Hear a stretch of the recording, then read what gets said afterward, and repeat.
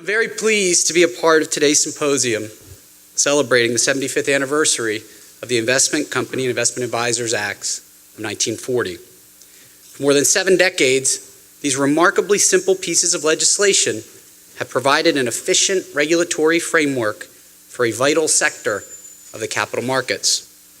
The 40 Acts were passed on a largely bipartisan basis following years of study and deliberation. In other words, in a manner completely unlike the Dodd-Frank Act. And after establishing the SEC in 1934, Congress directed commission experts to conduct a detailed study of the asset management industry.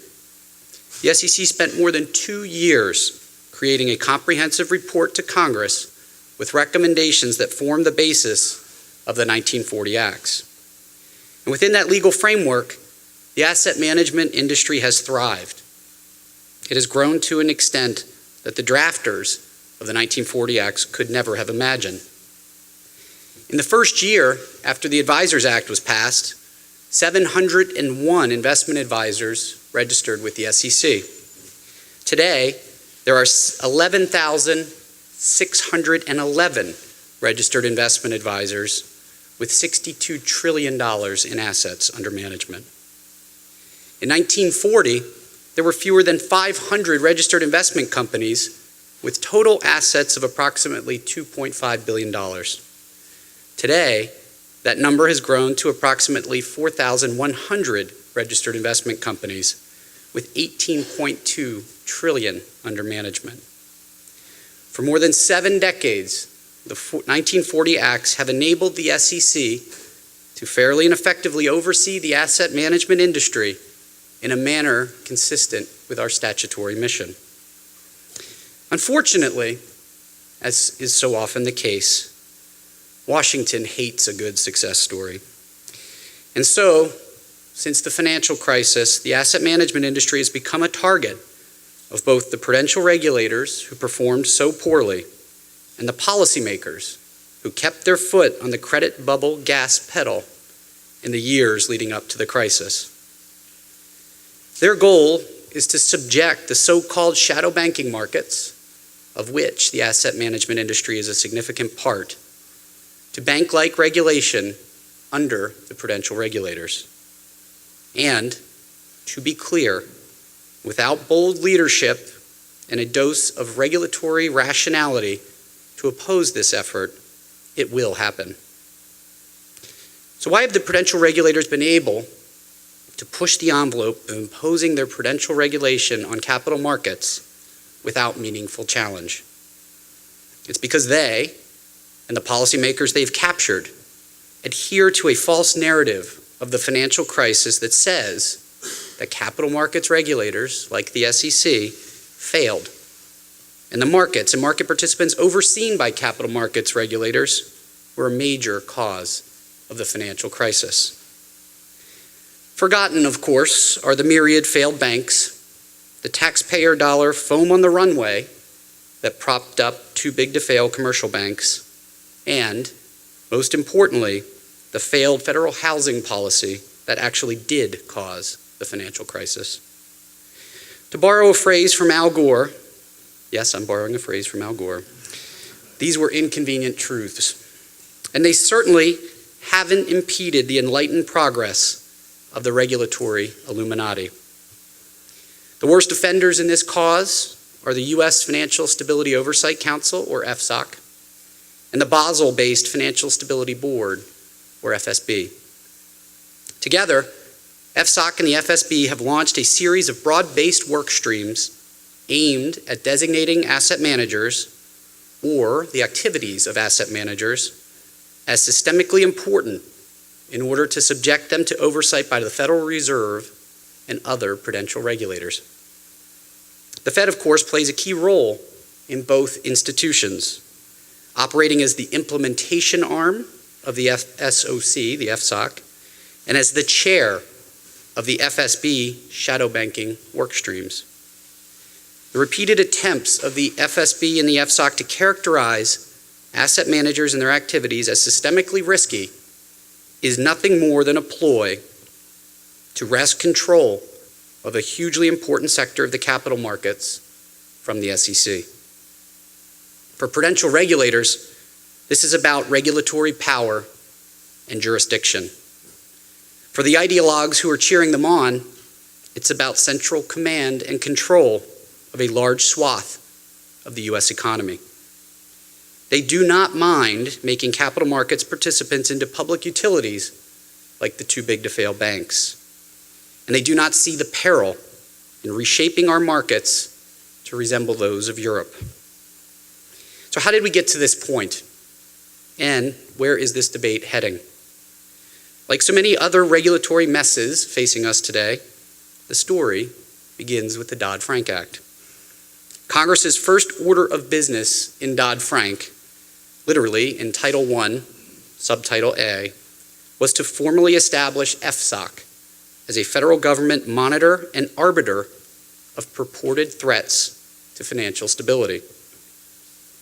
In the early stages of the legislative process, FSOC was conceived as a collegial council of regulators, an expanded and formalized version of the President's Working Group on Financial Markets, which had served for over 2 decades as a consultative group for the harmonization of financial market regulatory policy and the facilitation of communications between U.S. financial regulators.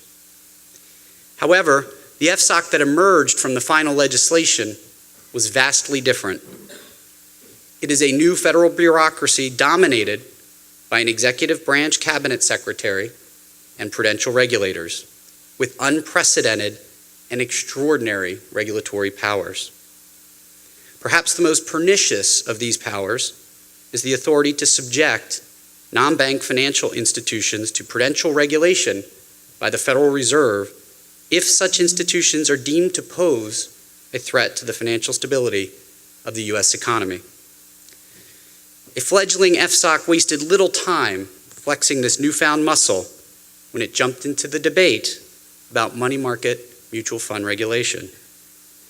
In November 2012, the members of FSOC voted unanimously to approve a proposal that, if adopted, would allow FSOC to issue a formal recommendation on money fund regulation to the SEC.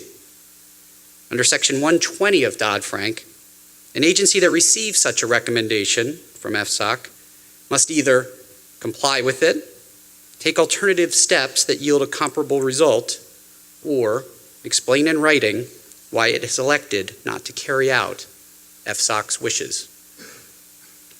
Fortunately, FSOC's proposal never advanced to the adoption stage, but FSOC had proven its willingness to cross the Rubicon of imposing its will on an ostensibly independent regulator if its threats were not heeded.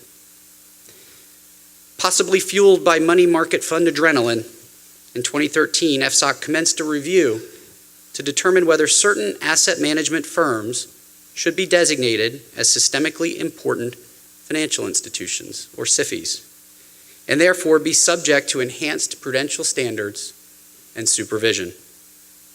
In connection with this review, FSOC commanded Treasury's Office of Financial Research to perform an analysis of the asset management industry, including its vulnerability to financial shocks and the potential risks they pose to financial markets. In September 2013, OFR released its findings in what has come to be known infamously as the Ofr Report, a document riddled with fundamentally flawed conclusions that were the inevitable result of OFR's deeply unsound processes. OFR's analysis was so flawed, in fact, that I felt compelled to register my objections in a letter to the comment file that was open for the study, which I should note was only created thanks to Chair White's insistence on at least some modicum of transparency. As I explained in that letter, not only did the OFR report inaccurately define and describe the activities and participants in the asset management business, but it made matters worse by analyzing the purported risks posed by asset managers in a vacuum instead of in the context of the broader financial markets. It offered up speculative conclusions of systemic risk without any reference to the data used to support them. Unsurprising, I guess, since clearly little, if any, data was actually considered. And the end product was a botched analysis that grossly overstated, indeed in many cases simply invented without supporting data, the potential risks to the stability of our financial markets posed by asset management firms. The mistakes of fact and poor substantive analysis contained in the OFR report were exponentially compounded by OFR's brazen refusal to consider the comments and input from the experts at the SEC, the very agency charged by Congress with regulating asset managers for 75 years. As bad as it was, the flawed OFR report is but one symptom of a rapidly spreading disease unfairly targeting the asset management industry. At the same time, FSOC and OFR were busy concocting fictions to justify systemic risk designations in the US, the FSB was engaging in a similar assault on non-bank financial services companies in Basel. The FSB, it is important to note, is made up of representatives from all of the G20 countries, including such free market stalwarts as Russia and China. In voting power, European FSB members have disproportionate influence as the EU is represented at the supranational as well as the national levels. Perhaps we should petition to allow the great state of Texas to become an FSB member. I would say Virginia, but I'm not sure that would be good. In 2010, the G20 directed the FSB to embark on a process to identify what they called global systemically important financial institutions, or G-SIFIs. I don't know what Bob Posen would call them. The FSB's initial work focused on banking organizations, but its leadership announced early on that it planned to extend its analysis to a wider array of entities, including financial market infrastructure, insurance companies, and other non-bank financial institutions that are not part of a banking group structure. After designating 29 banks as systemically important in 2011, the FSB quickly turned its attention to insurance companies, designating 9 insurers, including 3 in the US, MetLife, Prudential, and AIG. True to form, the FSB then announced plans to expand its focus to non-bank, non-insurer entities, including asset managers. In a joint consultation report with the International Organization of Securities Commissions, or IOSCO, issued in January of 2014, the FSB released its proposed methodology for extending the SIFI framework from banks and insurance companies to what they called all other financial institutions. Neither surprisingly nor coincidentally, the 2014 FSB report prominently featured many of the characteristics that form the basis for the findings of the fatally flawed OFR report. For example, the 2014 report proposed a wholly arbitrary size threshold of $100 billion in assets under management for an individual investment fund to be considered systemically important. A number, by the way, that would have captured 14 investment funds, all of them American. Not the American funds, American. In case anyone from the American funds are here. Like the OFR report, the 2014 FSB report also seized on bank regulation-oriented concepts as potential indicators of systemic risk transmission mechanisms for investment funds. In response to this report, the FSB received a raft of comment letters thoughtfully explaining the fundamentally different risk profiles of asset managers and banks. Nevertheless, last month the FSB and IOSCO issued a second consultation paper that is even more flawed than the first. The March 2015 report still contains the $100 billion size threshold for individual investment funds, but goes even farther afield by adding thresholds for asset managers of $100 billion in balance sheet assets or $1 trillion in global assets under management.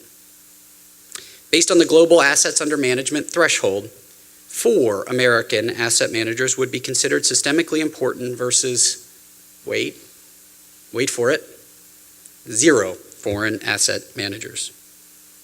The report also continued to emphasize concepts such as interconnectedness, complexity, substitutability, and cross-jurisdictional activities that bear little, if any, relevance outside the banking sector, but serve to justify efforts by the Lilliputian regulators of the FSB to bind the American financial system with their rules.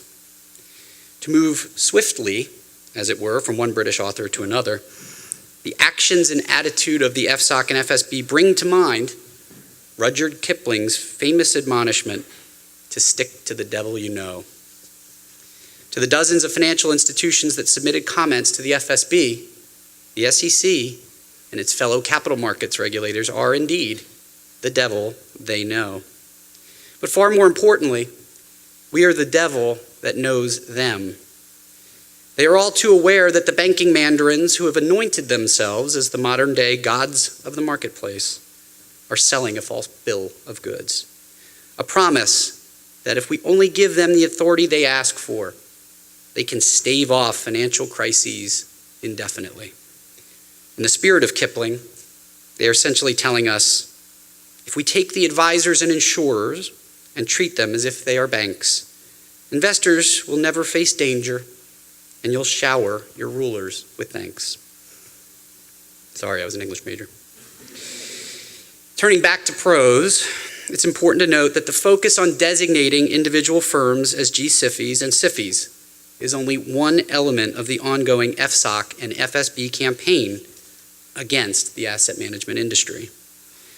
Late last year, the FSOC announced that it was shifting its attention to the products and activities of asset managers, issuing a notice and inviting public comment on whether asset management products and activities may pose systemic risk to the U.S. financial system in the areas of liquidity and redemptions, leverage, operational functions, resolution, or in other areas.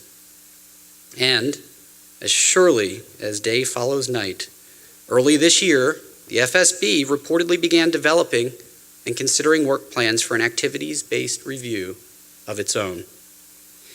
It remains to be seen whether this purported shift in focus to products and activities represents an expansion or a retrenchment in the quest to import prudential regulation to the asset management industry. But if past behavior is any indication of future performance, it would be foolhardy to expect the FSOC and FSB to stand down. The FSB certainly has shown no signs of doing so as it marches full steam ahead on parallel tracks, continuing to target individual firms in its consultation report with IOSCO, while at the same time launching a separate review of asset manager activities. As demonstrated by its assault on asset managers, the work of the FSB has been tailored to legitimize the FSOC's efforts to import prudential regulation to the U.S. capital markets through the designation of non-banking entities as SIFIs. Drawing its authority from the supranational, inherently political mandates of its G20 creators, the FSB is endeavoring to force a prudential bank regulatory construct into the U.S. capital markets.